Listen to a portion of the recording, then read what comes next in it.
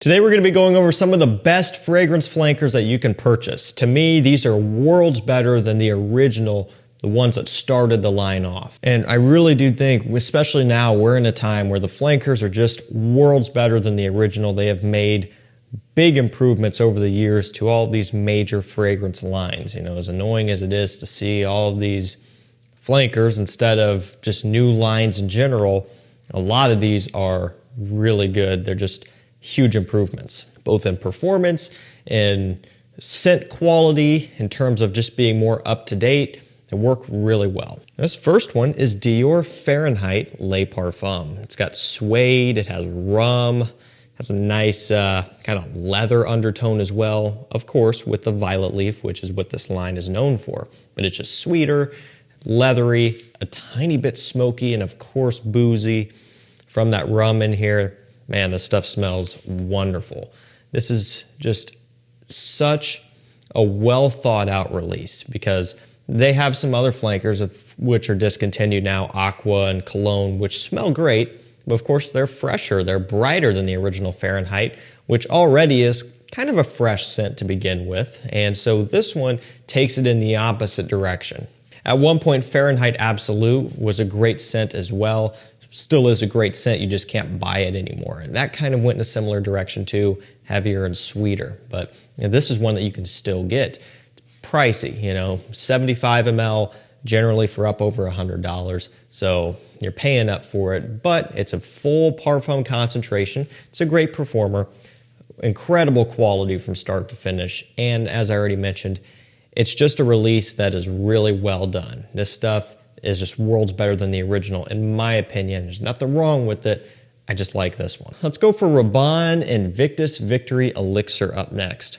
I really think there's almost no reason to buy the original Invictus these days, because you have so much to choose from in ways of all of the other flankers that are out there. You could go for Victory Elixir, the original Victory, Aqua 2024, Invictus Legend, so many. And there is a new Victory. It's, what is it, Elixir Absolu or something like that. It has more of the angular style bottle, kind of like Invictus Parfum. I haven't got my nose on the new Victory yet.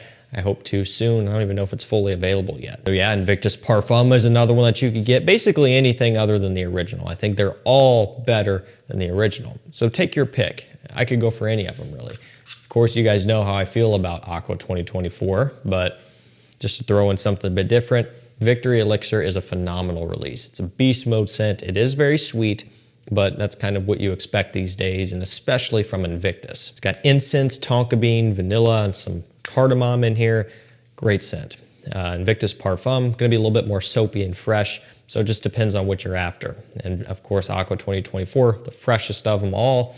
So, you know, this one might be a little bit out of season right now and might be something that you want to wait to wear in fall and winter. But there are other options to explore that are more based for spring and summer. And this next one also is going to be a little bit more cooler weather leaning, but it's still a phenomenal release. And this line has come so far. It is Le Male Elixir Absolu. So we have Le Male, Le Male Parfum, Ultramale, Elixir, Elixir Absolu, and that's not even all of them. There's so many others in between there that I missed, and really there's just no need for me to name them all off anyway. So Elixir Absolu it is. This one has plum, tonka bean, nice benzoin note in there. The fruitiness is back. You guys remember, why did Ultramale get so popular? Or at least one of the reasons. It had that really strong, sweet pear note with all of the other sweet notes, the vanilla, the tonka, some cinnamon, and that stuff just went absolutely crazy. It's so popular. And personally, I think they had that in mind when they built this one, because you really didn't get any of the overwhelming fruits from any of the other Le Male flankers up until this point. You know, Le Male Parfum, Elixir, everything else in between there. Not talking about the Le Beaux, just Le Males. They didn't have it. But now they brought back, instead of a pear, it's a plum. Still kind of a sweet fruitiness with some other sweet notes. Kind of makes sense to me. Do I think this is going to be as big as Ultramale?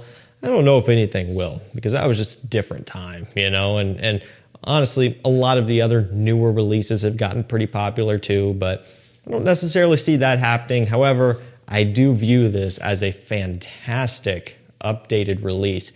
And again, similar to what I was just saying with Invictus, I just don't see a need in purchasing the original Le Mans anymore. I don't see it. It doesn't perform that good. It's kind of, it's I don't know. It doesn't really offer a whole lot as far as something at least a bit more unique. And it's not to say that these are big head scratchers either, but you've been around that one a time or two. And I just think you could go for something that's newer, that's stronger, that's just going to be money well spent. Okay, this next one will actually be good for spring and summertime, is Allure Homme Edition Blanche by Chanel. This is the lemon-based Allure Homme Sport. Well, I guess it's not a sport actually, but it is kind of sporty. You know what? Some people might say that this smells more sporty than Allure Homme Sport. Maybe, maybe not. Allure Homme Sport, you know, it's still fresh. It's got the aldehydes, the C notes, a bit of orange, but still kind of creamy and tonka bean as well. This one has some of that creamy sweetness, but then a fantastic, potent, sour lemon note off the top that smells amazing.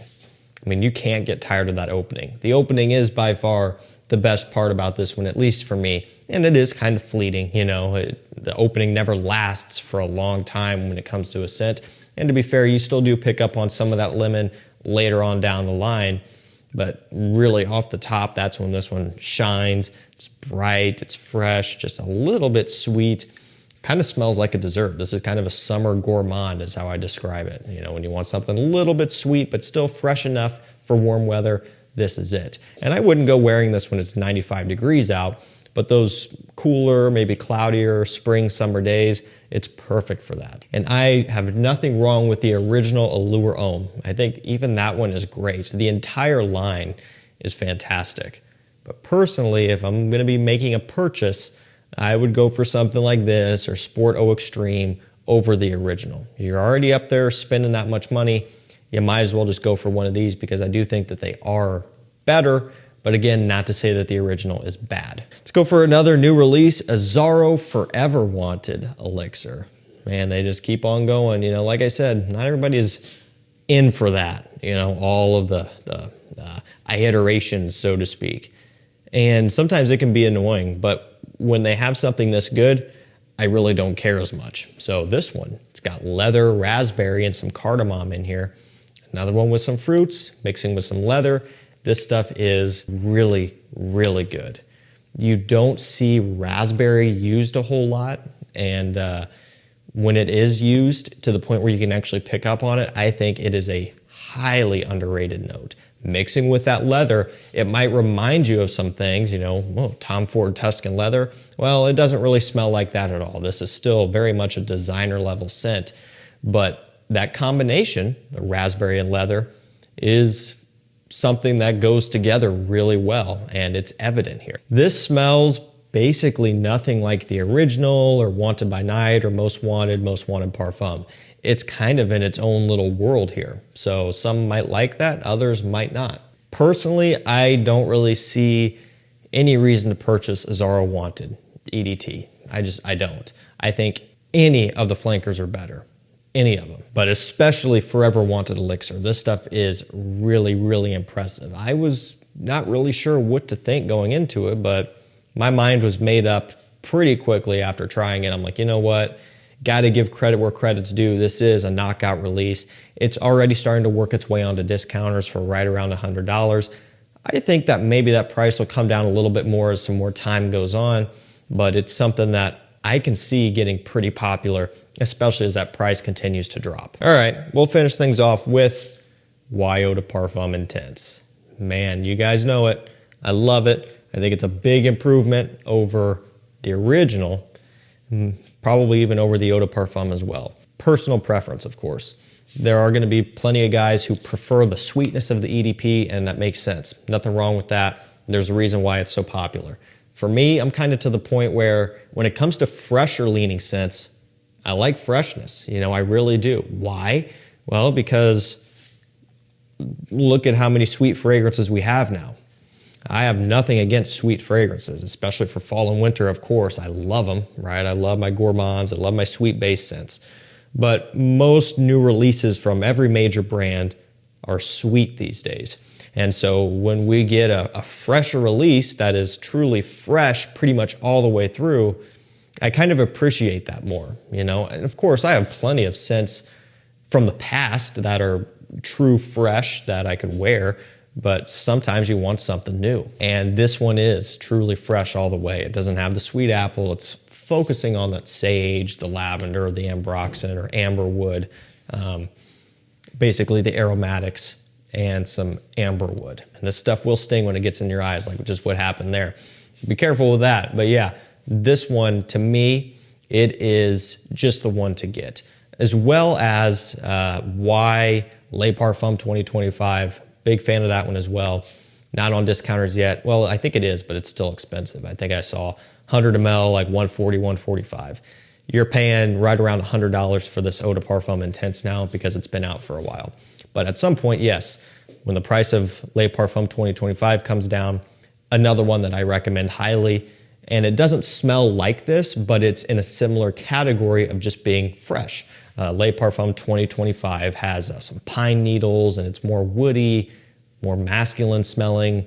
It's a great updated take on the original Le Parfum. So yeah, those two are my favorite right now. All of that to say, right? Just kind of getting back on track here.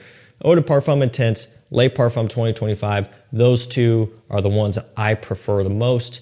And I've already worn the crap out of the Eau de Parfum Intense, but even my bottle of Le Parfum 2025, I've worn it a lot more than I initially expected I would, especially since, well, it's a new release and I haven't had it for that long. Alrighty guys, that's gonna do it for me. Some of the best flankers that you can get, at least in my opinion. I think these are all major improvements over the original. And again, it's not to say that any of the originals are bad. After all, they started these lines, these iconic lines. But sometimes, you know, improvements are made, and that's kind of what happened here. I will link them all down below. Thank you guys so much for watching. Stay safe, stay healthy. We'll see you tomorrow with another one. Take care.